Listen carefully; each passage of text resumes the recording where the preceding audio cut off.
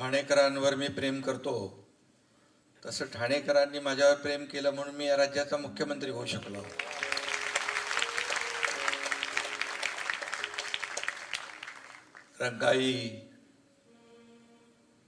रंगात रंगली दिवाळी हा कार्यक्रम या ठिकाणी गेले 20 वर्ष आयोजित केला जातोय. मी आयोजक नरेश मस्के यांचं अभिनंदन करतो आणि ठाणेकरांचं अभिनंदन करायला पाहिजे, कारण 6:30 वाजल्यापासून आपण आतापर्यंत या कलावंतांना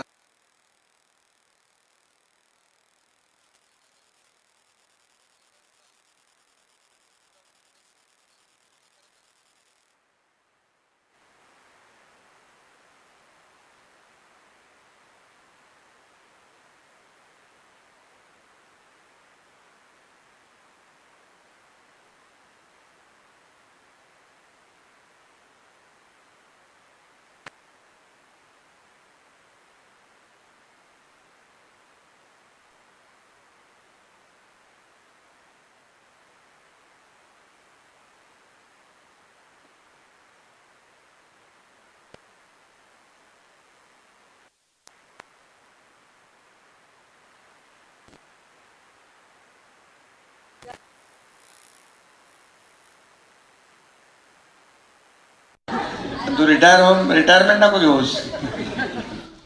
आणि LICचे तारे साहेब आहेत, सर्व मान्यवर आहेत.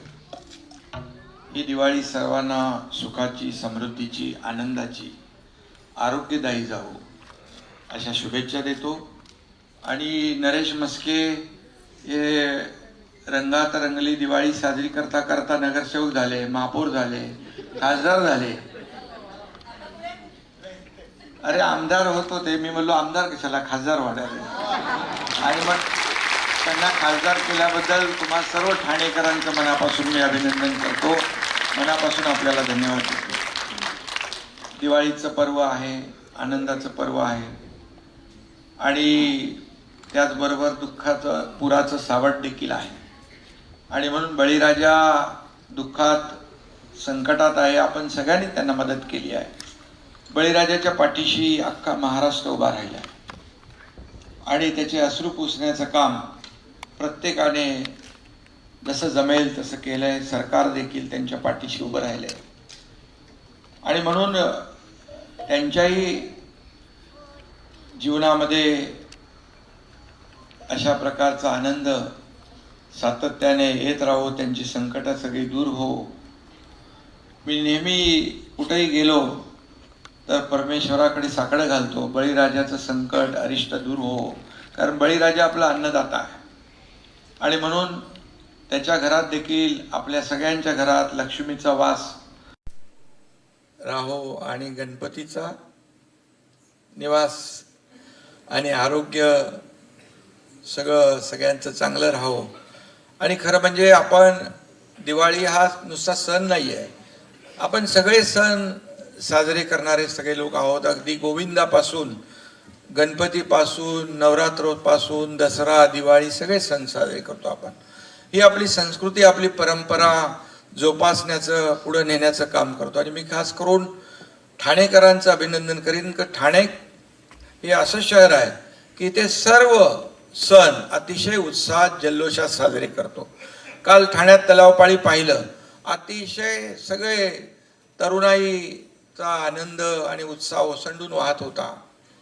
आनंद दिघे साहेबांचं मी नाव या ठिकाणी मुद्दाम घेईन की आनंद दिघे साहेबांनी या सगळ्या उत्सवाला महोत्सवाचं स्वरूप दिलं आणि सगळे उत्सव मोठ्या उत्साहामध्ये साजरे होऊ लागले. मला आठवतंय की मी 2022ला मुख्यमंत्री झालो, त्यावेळेस सगळं सण उत्सव सगळं बंद होतं. कोविड म्हणजे ते अगदी कोविड म्हणजे कोविडला आपण पळवूनच लावलं. जसा मुख्यमंत्री झालो तर कोविडला लाड नको म्हणून त्याला पळवलं आपण. पण सगळे सण उत्सव गोविंदापासून, स्मिताताई तेव्हापासून सुरू, सगळे निर्बंध मी काढून टाकले. मग गोविंदा झाला, गणपती झाला, नवरात्री झाली, दसरा, दिवाळी सगळे उत्साह. आणि आजही उत्साह आपण पाहतोय सगळीकडे. आणि आपण खरं म्हणजे आपला भारत देश विकसित भारताकडे वाटचाल करतोय, आर्थिक महासत्तेकडे वाटचाल करतोय आणि त्याच्यामध्ये आपला देखील सगळ्यांचा मोलाचा सहभाग असला पाहिजे. मोदी साहेब देखील या देशाचं नेतृत्व करतायत, देशाला पुढे नेत आहेत आणि म्हणून आपण देखील खारीचा वाटा प्रत्येकाने उचलला पाहिजे. आणि म्हणून नवीन पाडवा आहे आज, पाडव्याच्या सगळ्यांना शुभेच्छा.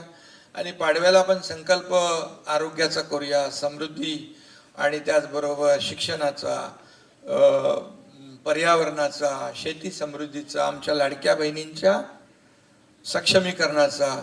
कारण लाडक्या बहिणींनी फार म्हणजे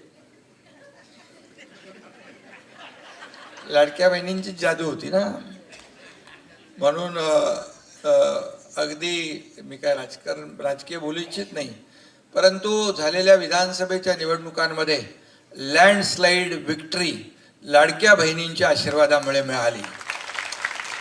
लाडके भाऊ नाराज होतील, लाडके भावांचाही तेवढाच सहभाग आहे. कारण लाडक्या बहिणींनी ठरवलं की मग लाडक्या भावांनाही ते करायला लावलं आणि त्यामुळे मी आपल्या सगळ्यांना खूप खूप शुभेच्छा देतो. तुम्ही ठाणेकरांनी नेहमीच आशीर्वाद साथ दिलेली आहे. तुमच्या आशीर्वादामुळे आणि इथे आलेले सर्व कलावंत यांच्या कलेला देखील आपण दाद दिलेली आहे. त्यामुळे गडकरी रंगायतांमध्ये कुठलाही कार्यक्रम होणं हे कलाकाराच्या दृष्टीने एक अभिमानाची बाब असते, बरोबर ना. त्यामुळे गडकरी म्हणजे अनेक नाट्यगृह झाली, परंतु त्या नाट्यगृहांना मी कमी लेखत नाही, पण गडकरीमधला एक आनंद वेगळाच असतो. आणि म्हणून मी सगळ्यांना खूप खूप शुभेच्छा देतो. पुन्हा एकदा ही दिवाळी, हा पाडवा आपल्या सगळ्यांच्या आयुष्यामध्ये सुखाचे, समृद्धीचे, आनंदाचे दिवस आणू देत आणि सुख, समृद्धी, आनंद आणि आरोग्यदायी आपली दिवाळी जावो. धन्यवाद. आणि सगळ्या कलावंतांचं मनापासून दिगंबर. पुढच्या वर्षी पण असाच कार्यक्रम आपण आयोजित करा. आता गार्गी आहे म्हणजे आणखी डबल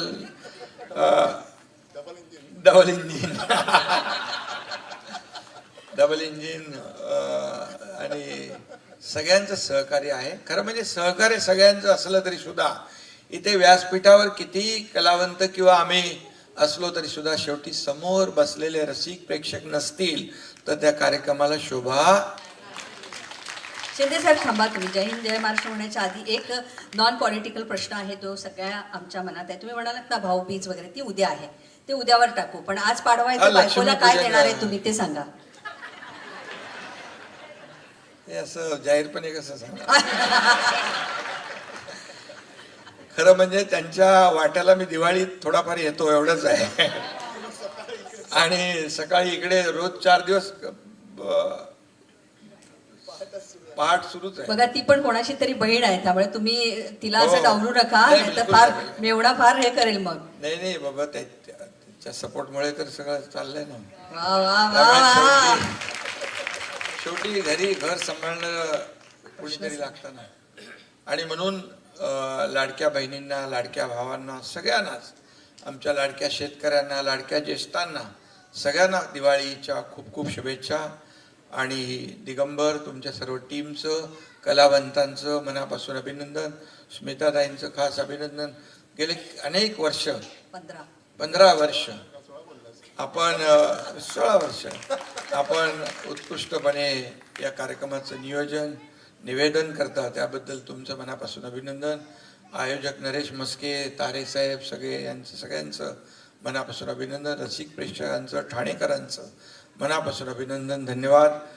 पण गाणी काय नंतर? आता अमृता एक गाणं सादर करते. म्हणजे काय मस्त. जय हिंद, जय महाराष्ट्र.